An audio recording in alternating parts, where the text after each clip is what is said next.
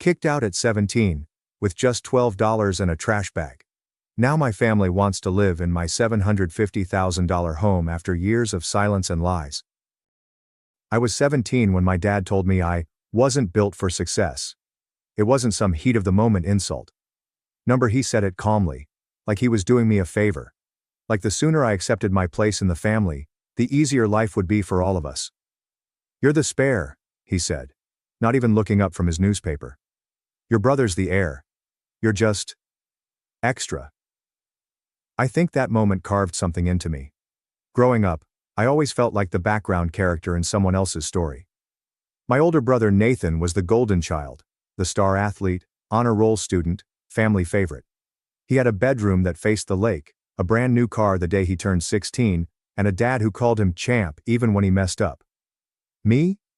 I was the one who got hand-me-downs, suspicious glances, and lectures for existing too loudly. At first, I thought I was the problem. I tried harder, got a job at 15, kept my grades solid, even started tutoring Nathan in math when he began slipping. But nothing changed. My mom called me lazy when I slept in on Sundays, even after closing late at the diner. My dad said I had no ambition when I mentioned wanting to go into culinary school instead of college. And Nathan? He just smirked whenever they tore into me, like he was silently enjoying every dig. Things escalated the summer before my senior year. Nathan wrecked his car after a party, completely totaled it while driving drunk. I was the one who found him crying in the garage, bleeding from his forehead, begging me not to tell mom and dad. I didn't. I took the blame. I told them I'd borrowed the car without asking, that I'd panicked and ran. I thought, maybe this would earn me some respect. Maybe they'd see I was capable of loyalty, of protecting the family. Instead, they kicked me out. My dad didn't even yell. He just pointed to the door and said, "Pack your things. You've embarrassed this family enough." That night I slept in a bus shelter 2 blocks away. The next morning, I walked back to grab my school backpack from the porch, only to find a trash bag with my clothes inside and a note that read, "You're on your own now. Learn something from this." No one checked on me. Not once. My mom told people at church that I'd chosen the streets because I was rebellious. Nathan went on vacation to Florida 2 weeks later, posting beach selfies like nothing had happened. I kept myself alive working double shifts at a convenience store, sleeping in the stockroom on cardboard when the manager wasn't looking. But you know what the worst part was? The silence. No birthdays. No Christmas cards. No, "How are you?" It was like I never existed. For 3 years. It was only after I got my associate degree in business through community college, after I'd moved 3 towns away and built a tiny freelance marketing business from a library Wi-Fi connection, that I finally felt like maybe, just maybe, I was free of them. Until last month. I got a text from my mom. Just one line. "Is that your face on the billboard off Route 9? Yes, it was. The local Chamber of Commerce had put me up as a young entrepreneur spotlight after I helped several local shops triple their online sales during COVID. It wasn't a huge deal in the big picture, but to me, it was everything. Proof that I wasn't a spare. That I was more than a shadow. 2 hours later, my dad called. I didn't answer. Then came the voicemails. From Nathan. From relatives I hadn't spoken to in years. All of them. Suddenly warm. Suddenly supportive. Suddenly curious about how I was doing. I didn't reply. Not yet. Because I knew. I just knew. They hadn't changed. They were only reaching out because they saw I had something they wanted. And sure enough, the next day, my mom called again. This time she left a message. "We're going through a rough patch. Nathan and his wife might lose their place. We were wondering if you still had that spare room you used to mention." I laughed. Out loud. Because that spare room? It didn't exist. I bought the whole house. And I bought it in cash. I didn't respond to my mom's voicemail. Not that day. Not the next. Not even when my Aunt Janice messaged me on Facebook saying, "You know it would really mean a lot to the family if you stepped up right now." Stepped up? I nearly choked on my coffee. Where were they when I was sleeping under a bus shelter, Aunt Jan? It's funny how people love to use the word family, like it's a get-out-of-jail-free card. Like blood somehow erases everything they did, or didn't do. I didn't block them. I didn't rage post. I just stayed silent. But silence, apparently, wasn't enough. The following week, I came home from a client meeting and saw a familiar car parked across the street from my house. A silver Honda Civic. The same one my parents used to drive. I stared at it for a good 5 minutes before I even turned into the driveway. There was no mistaking it. And sure enough, sitting on the porch with a Tupperware container of what I assumed was guilt-laced banana bread, was my mother. She stood up when I got out of the car. "Oh my God, you look so good," she said, arms already reaching. I didn't hug her. I just looked at her like a stranger. Because that's what she was. "Mom," I said quietly. "Why are you here?" She had the nerve to smile like this was just some casual drop-in. "I wanted to see you. It's been so long. I thought maybe we could talk. Catch up." I leaned against the doorframe and didn't move. "Is Nathan okay?" I asked. Her face flickered. And there it was. The reason. The real reason. Not love. No regret. Not even a half-hearted apology. "He and Alyssa lost their apartment," she said. "They fell behind on rent. The baby's on the way and they just need a place for a little while. Just until they get back on their feet. Your father thought maybe we could all stay here, just for a few months." I almost laughed. "You kicked me out with a trash bag and a note," I said slowly. "I begged you to listen to me, and you told me to learn something from it. And now you want me to give up my peace, my home, for the son you threw me away for?" She blinked. Like I'd slapped her. "It was complicated back then. We were just doing what we thought was right." "No," I cut in. "You were doing what was easiest. You believed whatever Nathan said because it made your life simpler. It didn't matter if it ruined mine." There was silence. For the first time, I saw something close to shame in her eyes.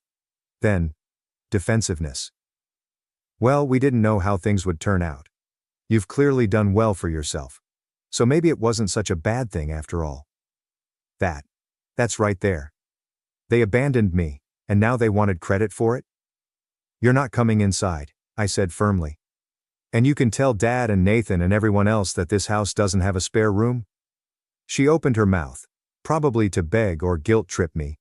But I was already turning the doorknob. That's when she said it. "You're being selfish." I paused. I turned back around, looked her in the eye and smiled.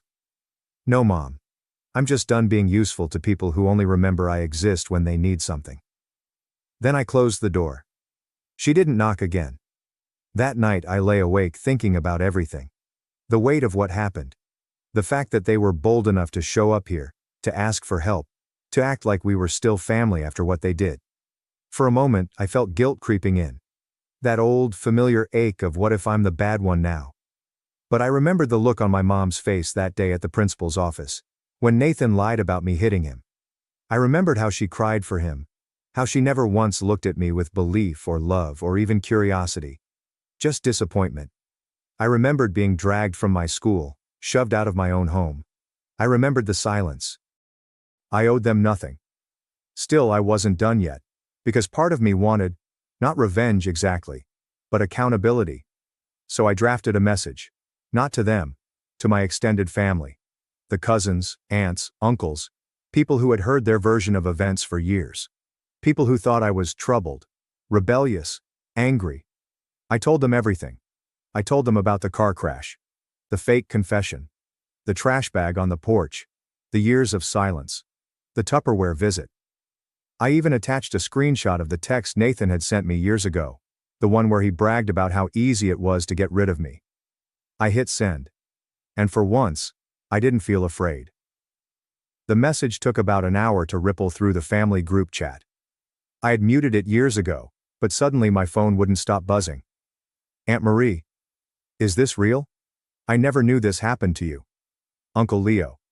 Your parents said you ran away. That you were doing drugs. Cousin Denise. I always wondered why you disappeared. I'm so sorry. That text from Nathan is disgusting." Message after message poured in. Sympathy, shock, guilt. A few were awkward and unsure, the kind of apologetic attempts that felt more about their discomfort than my pain. But I didn't mind. I hadn't written it for pity. I'd written it for the truth. Then came the last name I expected to show up in my inbox. Alyssa. Nathan's wife. I'm so sorry. I had no idea. He told me you were unstable and violent, that your grandmother took you in after you assaulted your mom. I feel sick. I stared at her message for a while, unsure of how to respond. She messaged again. I left him last night. My breath caught. Apparently she had read the email out loud to Nathan. He laughed at first, then got defensive, then angry. Then he grabbed her phone, tried to delete it, and shouted at her for being naive. Alyssa, 7 months pregnant, and finally done being gaslit, packed a bag, and left for her sister's. She said my message snapped something in her. She saw the pattern now, and knew their baby deserved better. I didn't gloat. I just told her, you did the right thing. That should have been the end of it. But Nathan never did like being exposed. 3 days later, I was leaving my favorite coffee shop, just walking toward my car, when I heard someone call my name. I turned and saw him standing there. Nathan. He looked like a shadow of who he used to be. Unshaven, eyes sunken, wearing the same varsity jacket he'd had since high school, like he was still clinging to the last time anyone thought he was important. You think you're better than me now? He sneered. I didn't answer. He walked closer. Too close. You always played the victim. Even now. What? You want everyone to feel bad for you? You think anyone gives a damn about your sob story? I could smell the cheap beer on his breath. You lied, I said. Calm, quiet. Yeah? He laughed, bitter and sharp. So what? You survived, didn't you? You've got your big house and your little billboard, so quit crying. There was so much I wanted to say. I wanted to scream. I wanted to list every night I cried myself to sleep, every birthday I spent alone, every time I doubted my worth because of him. But I didn't. Because he wanted a scene. So I stepped around him, opened my car door, and said just one thing. You lied. I thrived. And now you have to live with that. I left him standing in the parking lot. That night, I had dinner with my grandmother. She was the only one who never needed proof. I told her everything, about the email, the messages, even the run-in with Nathan. She listened, her hands folded neatly in her lap, only nodding occasionally. After I finished, she reached across the table and held my hand. You did good, she said. That was all I needed. A week later, I got a certified letter from my parents' lawyer. Apparently, they were considering defamation proceedings over my email to the family. I laughed. Loudly. My own lawyer. Yes. I finally hired one for myself. Told me to relax. Their claims were baseless. Empty threats. The attached evidence alone, especially Nathan's own written admission, would bury them. I never heard back from their lawyer. They went quiet again. I guess when you stop being useful, you disappear. That's when I decided to do something I hadn't done in years. I framed the note they left on my trash bag that night. You're on your own now. Learn something from this. It hangs in my office now, right next to my Chamber of Commerce award. Some people frame their diplomas. I framed a warning, and turned it into a promise. Spare. That's what he called me. Just a spare. A ghost in the family photo. A seat left empty at dinners. A name barely said aloud unless it followed the phrase, "What's wrong with her?" But do you want to know the cruelest part of being a spare? Spare parts get recycled. And that's exactly what they tried to do. Recycle me. It began again with a knock. Not a voicemail, not a message. Not another car on the street. A knock on my door, just after dusk. I almost didn't answer it. But something in me needed to. When I opened it, I didn't see my father. I saw a man shrinking inside his own body. Gone was the gruff voice. Gone is the superiority. He stood there in a threadbare sweater, holding an envelope. Not a letter. A stack of papers. I'm signing over the house to you, he said, not even looking at me. Your grandmother said, you'd earned it more than any of us ever did. My grandmother. That was the moment I knew something was wrong. She's sick, he added, finally meeting my eyes. No preamble. No manipulation. Just a fact. Cancer. Stage 4. We sat in silence on my porch. The same porch where my mother once begged for a spare room. She didn't want to tell you, he muttered. Said it would distract you from your work. Said she was proud. proud. That word hit harder than anything else he could have said. I stared out at the garden she helped me build last spring. Lavender, rosemary and marigolds. She called it her living prayer. I could still see the faded gloves hanging over the fence where she forgot them last week. I swallowed my anger. Because this wasn't about them anymore. This was about her. She passed 3 weeks later. At home. My home. The one they once said I didn't deserve. I held her hand as her breaths grew shallower. She wasn't afraid. She just said, "Promise me you'll plant something new every spring. That's how you start over." And then she left me. But not before giving me the final gift. A truth I never expected. I found it in a small wooden box under her bed, sealed with a letter. Her handwriting. Slanted. Neat. Unmistakable. To the granddaughter they never saw. Inside was a stack of old journal entries. Yellowing paper. Notes dated from when I was 9, 11, 14, ages I had long tried to forget. She had written everything. My birthdays were ignored. The bruises. The lies. The way Nathan staged every accusation. The way my mother called me a mistake when she thought no one was listening. Proof. She had documented it all. And at the bottom of the box? A deed transfer for her house. Already notarized. Already signed. She had made me the sole heir. I didn't cry. Not because I wasn't devastated, but because her final act wasn't about sadness. It was justice. She had rewritten our legacy. The funeral was small. I kept it that way on purpose. No open invitation. No family circus. Just a list of names I knew would stand still during silence and not try to rewrite history. But of course, they came anyway. Nathan. My mother. Dressed in black like it could mask anything. Standing by the edge of the crowd, waiting for a moment to insert themselves. After the final prayer, my mother approached. She didn't cry. She just looked around at the garden, the house, the community of friends and colleagues gathered around me, people who chose me. Then she asked, "Is it true? Did she leave it all to you?" I looked her in the eye and said the one thing she always denied me. Yes. That night, they left a letter on my doorstep.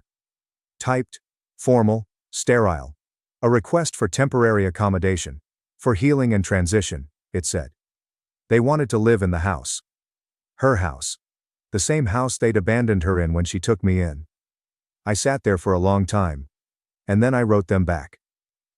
Dear Mr. and Mrs. Turner, thank you for your interest in staying at the residence located at 49 Maplewood Lane. At this time, all rooms are currently occupied by peace, silence, dignity, and the long overdue scent of lavender. As such, we are unable to accommodate guests who abandoned these values in the past. May you find shelter in the structures you built with your choices. Kindly, the Spare No More. It went viral. Because I posted it, and for once, I told my own story.